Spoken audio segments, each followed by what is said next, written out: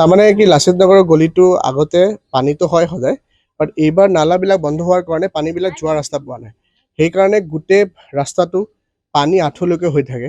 তাতে বহুত সমস্যা হৈছে, যেনেকৈ বাকী ৰাইজে কৈছে কি বাচ্চাবিলাকৰ স্কুলত যাওঁতে বা ক'ৰবাত যাওঁতে ঘৰৰ পৰা ওলাওঁতে দিগদাৰ হৈছে।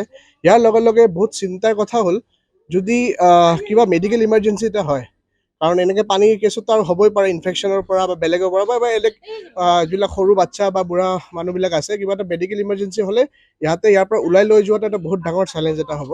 ইয়াৰ লগে লগে সমাজতো বহুত প্ৰভাৱ পৰিছে। মাইকী মানুহবিলাক আৰু ছোৱালী মানুহবিলাকে চব কাপোৰ দাঙি দাঙি এনেকৈ পানীত যাব লগা হৈছে।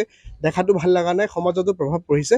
সেইকাৰণে মই অনুৰোধ কৰিছোঁ চৰকাৰক এইটো অতি শীঘ্ৰে মানে ষ্টেপ লৈ কিনে এই নালা আৰু ৰাস্তাটো কমপ্লিট কৰিব লাগে।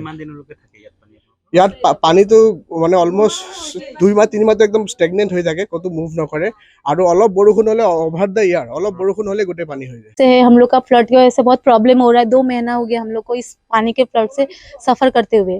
तो प्लीज हम लोग ट्राई करते हैं कि आप लोग प्लीज इस गली के रास्ते को ठीक करवाइए। जितना ये टाउन एरिया है फिर भी इतना फ्लड है, देखिए पूरा नीच तक फ्लड है, इतना दिकदारी। और छोटे छोटे बच्चे रहते हैं, इतना इन्फेक्शन हो जाएगा, स्नेक है। तो प्लीज हम लोग को प्रे करते हैं कि आप लोग प्लीज इस रास्ते को ठीक करवाइए। পানীৰ সমস্যা, এই সমস্যা আমি বহুত ভুগি আছোঁ। বৰষুণ হ'লে আমি ওলাব নোৱাৰোঁ, বিভিন্ন ধৰণৰ অসুবিধা হয়। সেই অসুবিধাৰ কাৰণে আমি কিবা এটা আমাৰ যদি কিবা এটা সুবিধা কৰি দিয়ে আমি বহুত ভাল পাম। গতিকে আমাৰ এনেকুৱা সুবিধা হ'লে মানে ৰাইজে বহুত সুবিধা পাব আৰু যথেষ্ট সমস্যা হৈছে। আমি আঁঠুৰ ওপৰত উঠে পানী, গতিকে আহিবলৈ আমাৰ সমৰ্থই নহয়। আমি বহুত কষ্টৰে অহা যোৱা কৰি আছোঁ। সেইটোৱে।